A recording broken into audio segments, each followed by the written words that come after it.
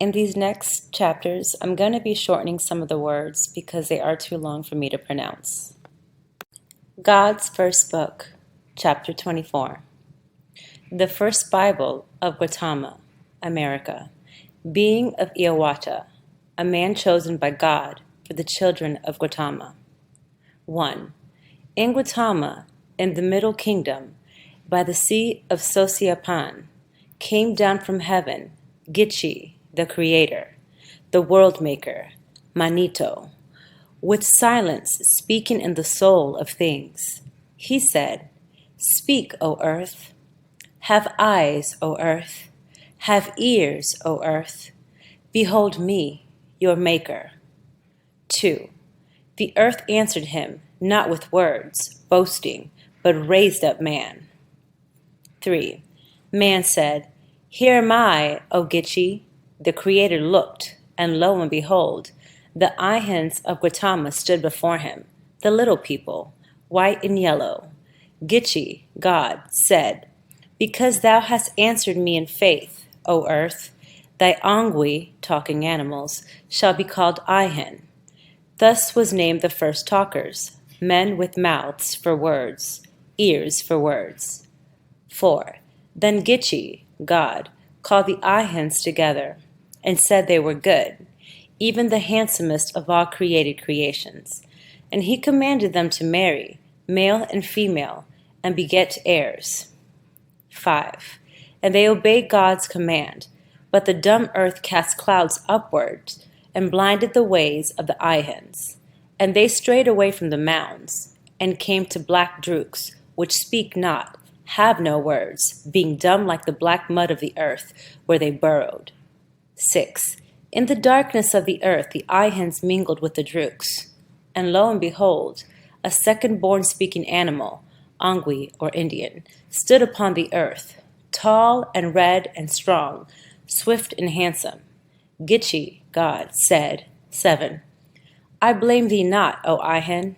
I saw the darkness, saw thy straits, but nevermore shalt thou dwell with drooks, nor with the new red-born, those with faces like new copper. Call them Ihwa, for they shall be protectors over my chosen, the Ihans, forever.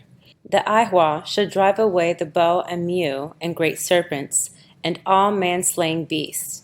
For I will make mighty nations out of the seed of the Ihwans. 8. The first Ihwan's name was Oedu, and his wife's name was Una, and they begat Owena, and Dan, and Shusa, but they had no more heirs.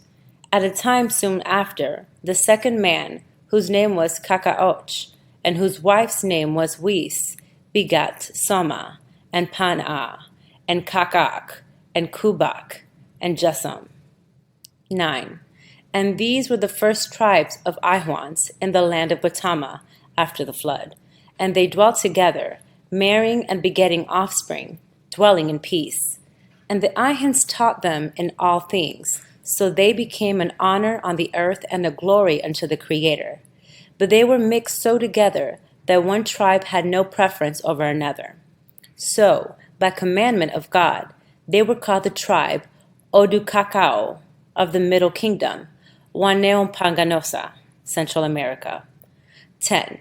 In the valley of Owak, by the river Hoejoan, Gichi, Jehovah, created another tribe called Bakaug, and to the north of them, in the mountain Main Hawan Gotoba, and their tribes commingled, and Gichi, God, named them Bakaug Me Hawan Gotoba.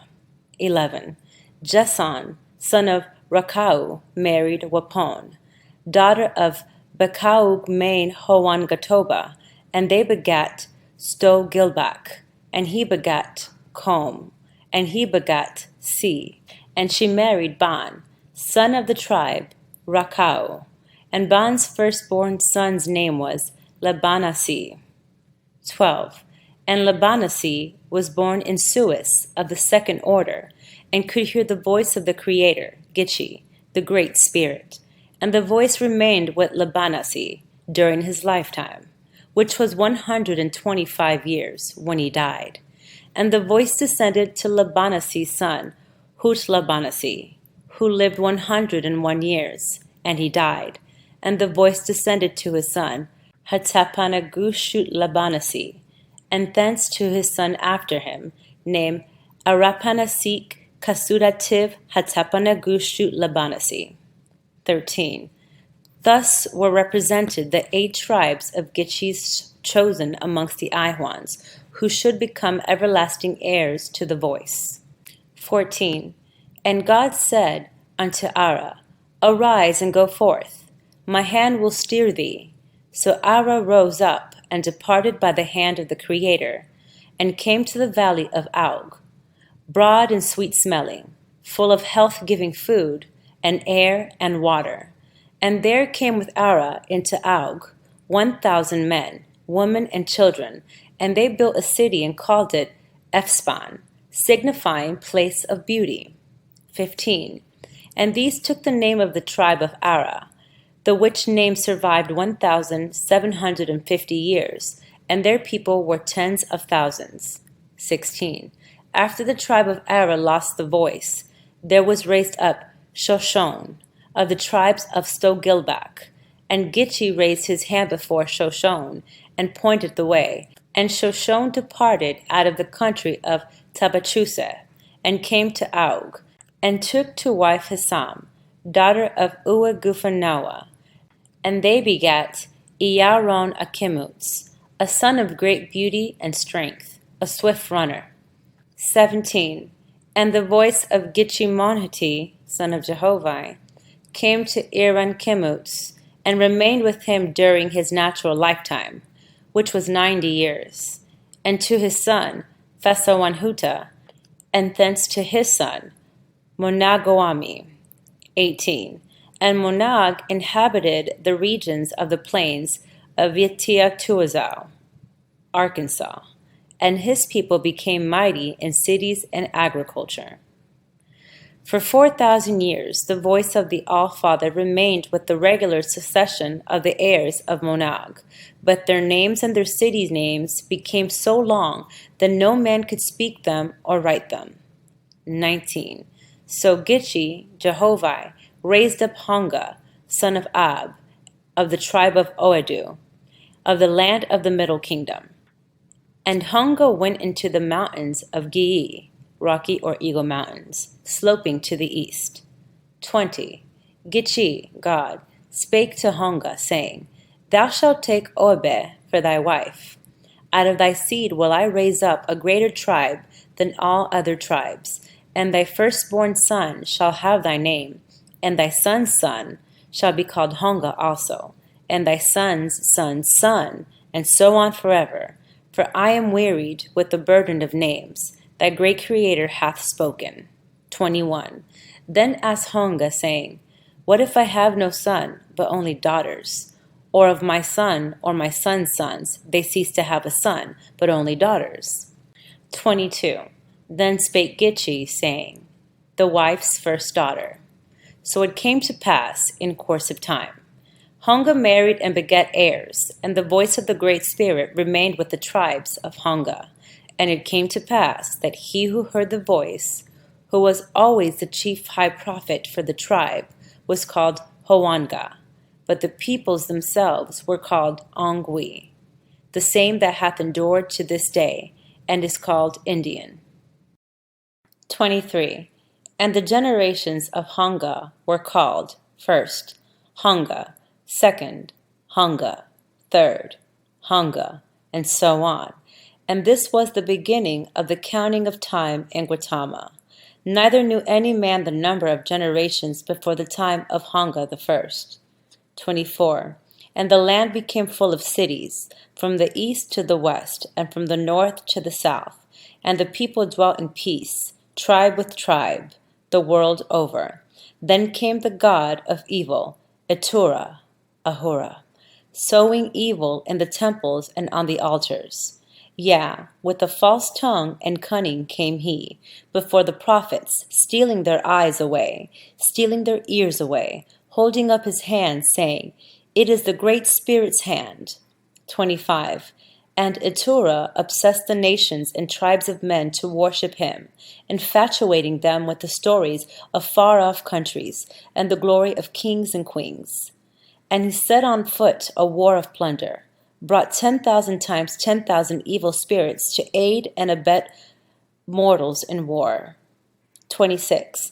And Etura, the god of evil, taught mortals to flatten the head, to make profits, and, lo and behold, the land of Gautama became a land of seers and prophets and conjurers, seeking evil for sake of evil, consulting the spirits of the dead for war and for earthly glory in blood and death. Chapter 25. 1.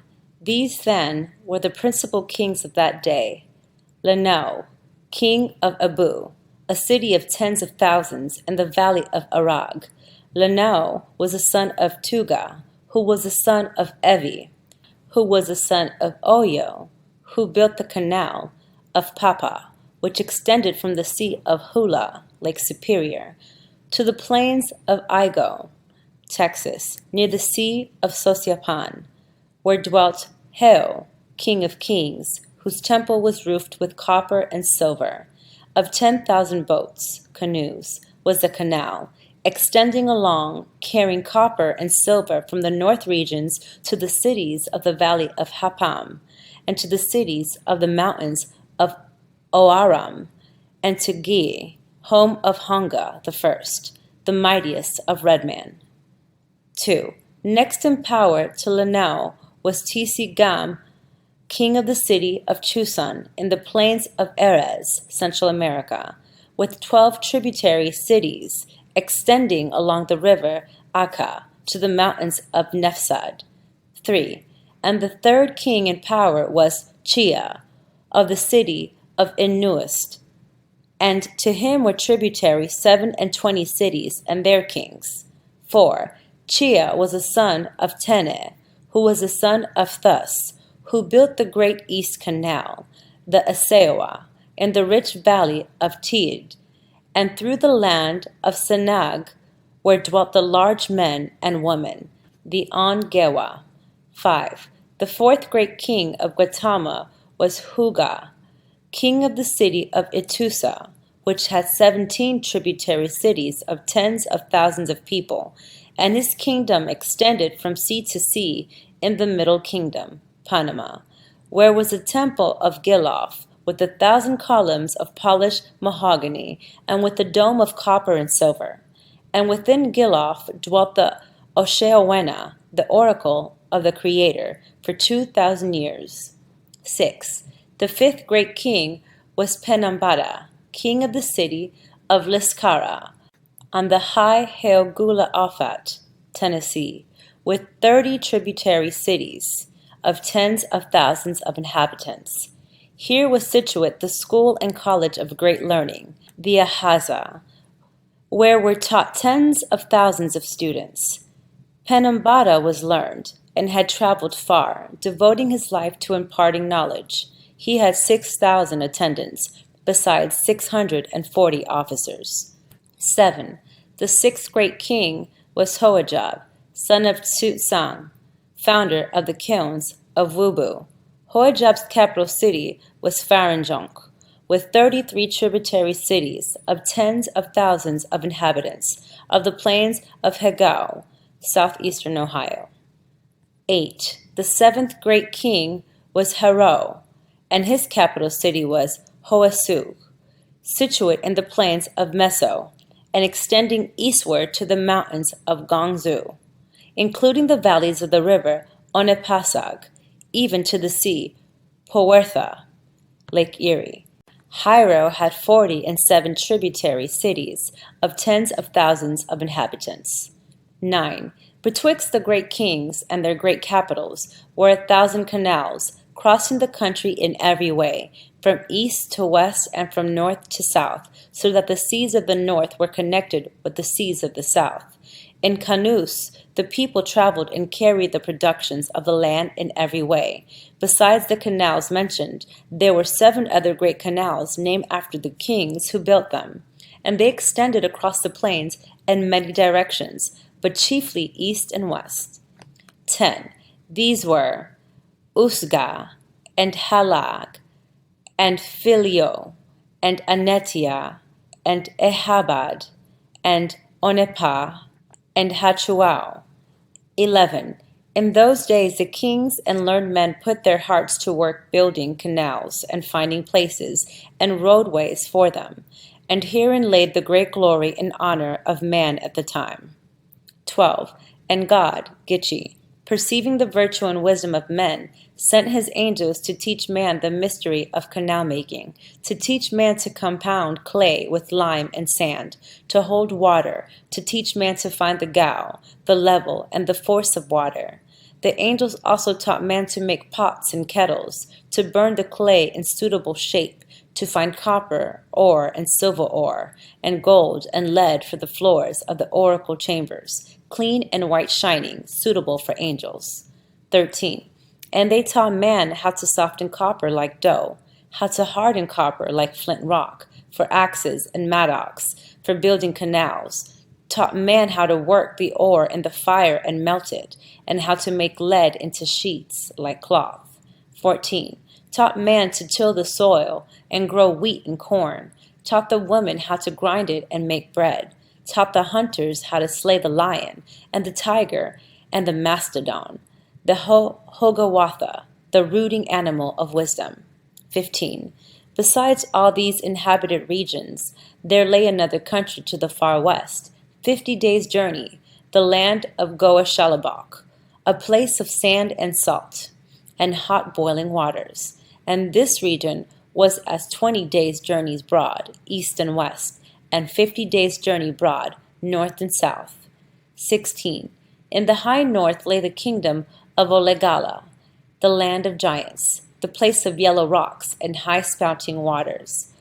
Olegala it was who gave away his kingdom, the great city of Pawaf, with the 24 tributary cities spread along the valley of Anamus, gave his kingdom to his queen, Mineh, with the yellow hair, long, hanging low. And the queen built temples, 270, and two adjacent to the spouting waters, where her people went every morning at sunrise, singing praise to Gichi, Muniti, the Creator. 17. South of Olegala lay the kingdom of Onewaga, around about the sea of Chusam, in the valley of Mao, which is to say, consecrated place of the voice, a kingdom of 40 cities. Here reigned for 20 generations the line of kings called Weneo Gusha Gusha, most holy and wise, full of manliness and strong-limbed. On the eastward of the lake lay the Wuhu, the ground of games and tournaments, where came tens of thousands every autumn to exhibit their strength, carrying horses and oxen, and running and leaping, running races with the trained Agama. And to the strongest and the swiftest the king gave prizes of handsome damsels with straight limbs and shapely necks, proud, who loved to be awarded handsome, mighty husbands. 18. Next south lay the kingdom of Hema, rich in legends of the people who lived here before the flood, a kingdom of 70 cities and 6 great canals coursing east and west and north and south, from the Giyi mountain in the east to the west mountain, the Eubla, the place of the king of bears, the Yu, grizzly, and to the south to the middle kingdom on the deserts of Geo, where the rivers empty not in the sea, but sink in the sand, the Sonagala, creating prickly Duazhu, shaped like a pear.